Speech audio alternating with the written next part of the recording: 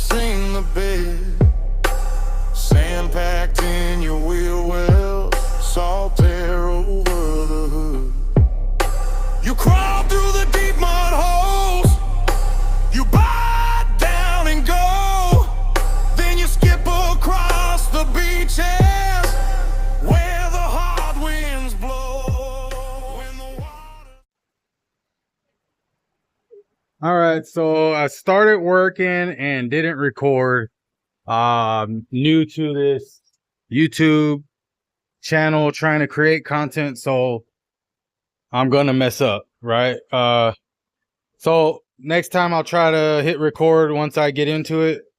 But this is the issue I'm having. If you look down under, let me get a flashlight real quick.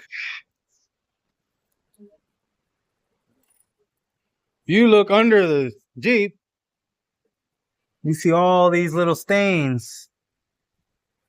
No matter where I park, little stains are popping up. See all that? I thought it was oil. It's not oil. It's the transmission fluid cooler lines that were leaking. I thought, oh, it was a busted line. All right, we're under it now. See, I thought it was these lines right here.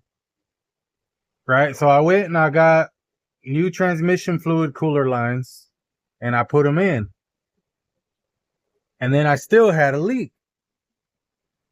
And then the leak was coming from over the lower radiator hose.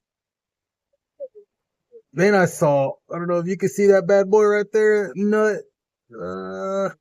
Focus. Give me a second so I can find the right angle here. Right above the radiator hose. Right there. There's a nut right there. And it's where the hard line, here's the soft line, right? There's the hose. It crimps onto a hard line. Well, the hard line is threaded into the radiator. And then I was like, I just changed this radiator, so this is my fault. When I put the new radiator on and I was connecting the hydraulic fan back on and the AC condenser and all that jazz, I didn't tighten this threaded portion. That nut right there is trying to show his little head. I got a good angle, but I need to focus. Focus. Focus. Let me back off real quick. That nut right there. Let me see. I want you guys to know what I'm talking about here. You see that? There's a nut right here, right where I'm touching. Let me back out real quick. Right where I'm touching. If I zoom out, there's a threaded part there because this WJ has a transmission fluid cooler built into the radiator. Well, I didn't tighten it. And there it goes. Now you want to show your pretty little face. So now that I'm down here, it looks like this lower radiator hose is starting to decay a little bit. Anyways, that's probably another video.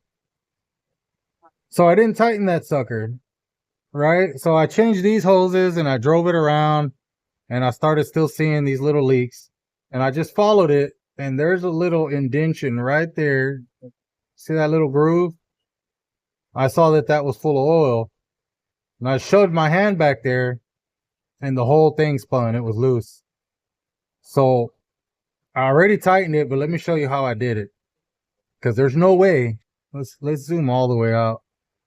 There's no way that I'm going to get a 7/8 wrench in this little hole here. Or I tried also on the back side. That gap's just not big enough. Oh, look, you can see the oil I'm talking about, the transmission fluid.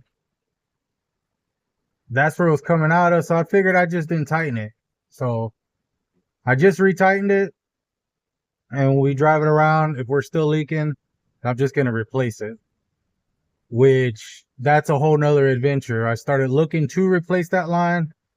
And it's going to be an online order only maybe Rock Auto or some other online Mopar shop, but the local parts house, I'm not gonna have that. So let me show you how I did it. So what I had to do was remove this top cover that the core support bolts onto, and that the latch that holds the hood, whenever you close the hood and it latches down, all of that piece, I took it out of my way. I got it set right here. I'm about to put it back in. Well, I had to move that so I could gain access to these 10mm bolts that hold the radiator in place. The reason why I had to do all that on both sides, there's one over there too, right here. In order to access this one, after taking off that top cover, just had to take this little, it's like the OEM Grand Cherokee version of a snorkel. That's what this is used for.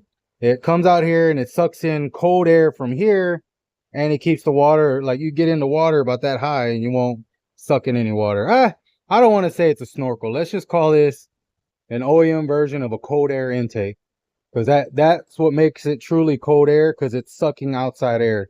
Without it, it's going to be sucking in air from the engine bay that stays about 200 some odd degrees. So it's never going to suck cold air, right? So that's why they have this. Either way, you pop that off, get access to your 10mm bolt there, and your 10mm there. And the reason why you need to do that, without disconnecting the radiator hoses and having to drain all the fluid, you just give yourself a little bit of wiggle room.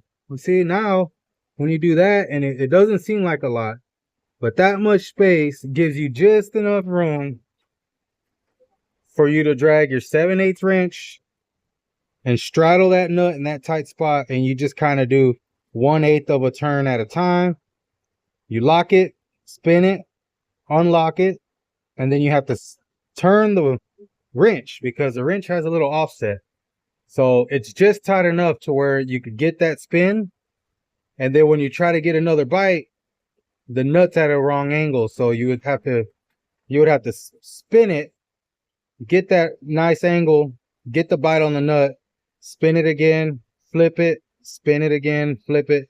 It was a pain in the butt, but I was able to get about 2 or 3 full spins, which got it really tight. And now all I got to do is put all this back, take it for a test run, top off the transmission fluid, and see if it leaks. And I'll let you know if that worked.